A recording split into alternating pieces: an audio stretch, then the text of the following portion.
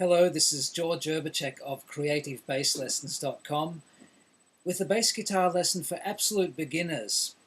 As a matter of fact, this lesson is so beginner that I won't even be playing the bass at all in this lesson. What we will be doing, however, is we'll be going through all of the parts of the bass guitar so that you can do shop talk and understand what your teacher is talking about.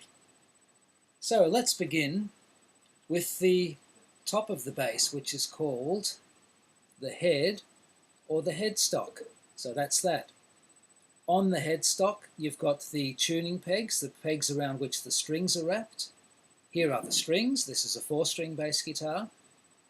On this headstock, there is a string clamp, which actually clamps down a couple of the strings, in this case 2, so that they don't jump out of the nut. The nut is this bit going across.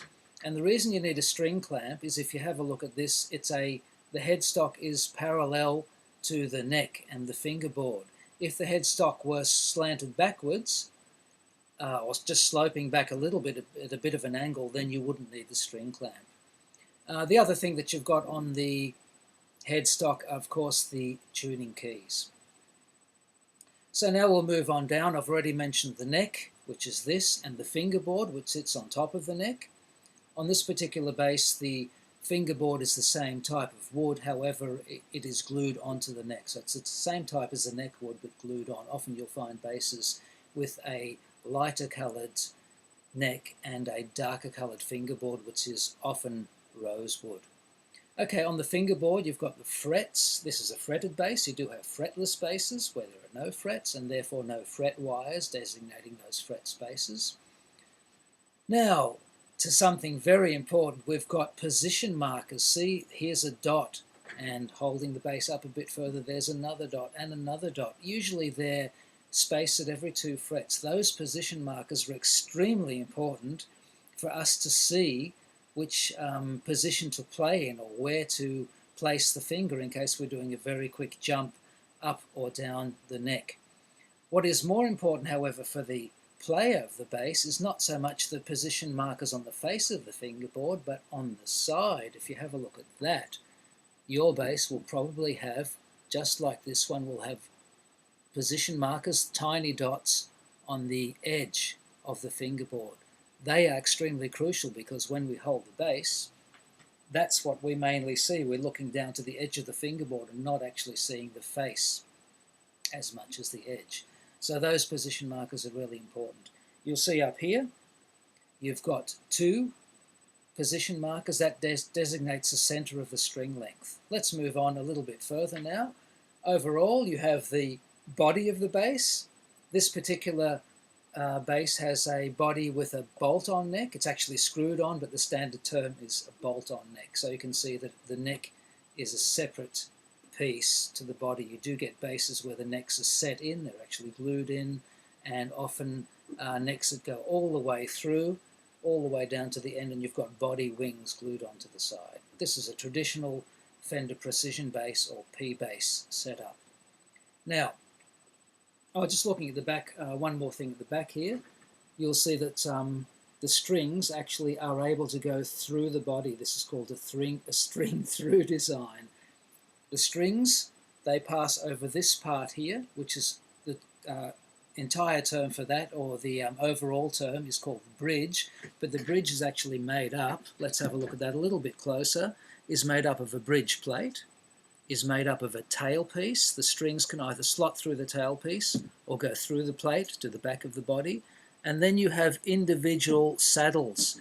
These you can adjust in lengthwise, so you can get the intonation or the trueness of pitch correct of the strings, and you can also adjust them up and down, and that will give you what is called the action height. A higher action makes an instrument harder to play because you've got to push down on the strings a bit further. A lower action makes it easier to play, and you have pluses and minuses, advantages and disadvantages of both systems. Okay, now on top here we have, this is called the scratch plate, just to avoid scratching of the body. Often you can take that off if you think it looks better without a scratch plate. What we have here are pickup combinations. This is the standard P bass or position bass split pickup, and I've got an additional jazz bass style pickup in the back or bridge position here. Now there's just one more thing we should look at, and that is the volume and tone controls.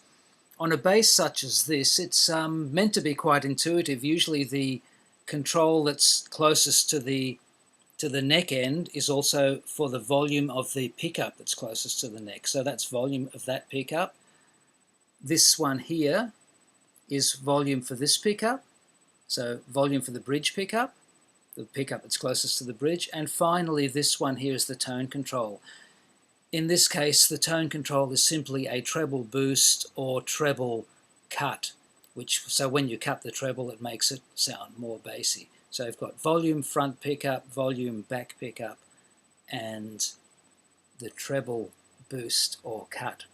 So essentially that's it with the basic tone controls. Of course, you'll get much more sophisticated tone controls than that, and you'll have to work out how they work on your bass. Another thing that you can see on this shot right now is that there's this little cavity here on this particular bass. That is the cavity to adjust the truss rod, which is actually inside of the neck, and that adjusts how straight the neck is. That's really important to have a good setup of an instrument. A good setup can make an instrument a joy to play, and it's important to be joyful when you play. Okay, just a couple of other little things you'll see here. We have the strap, which is attached to the strap pins. Oh, by the way, I almost forgot this. The input socket. On the traditional basses, you'll find the input sockets usually top mounted, which I love and I try to get whenever I can, but this particular bass has a side mounted input socket. Okay, let's have a look at very basic playing position now. You can see I've got the bass strapped on, and when I'm sitting down, it gives me a sort of loose strap, but when I stand up, you're looking at approximately the center of the bass going across the center of the body, which is sort of like, or the axis of the body, which is the navel. That's a good starting position. Okay, so that's important so that your right hand, or your playing hand, your picking hand in this case, this is for right-handed players, left-hand players just reverse, so that the picking hand is not too bent at the wrist. If you have your bass hanging really high, you're going to get a bent right wrist, so have it reasonably low, and so that the left hand, the fretting hand, is also not too bent. So going across the navel at least is a good starting point. You can make slight modifications from there onwards to suit your playing style. Okay, with that I will conclude this mini lesson, this introductory lesson on the parts of the bass guitar. I'll see you next time around for the actual striking hand or the playing hand positions, and of course the left hand, the fretting hand techniques. So hope you enjoyed this lesson. See you next time. Bye.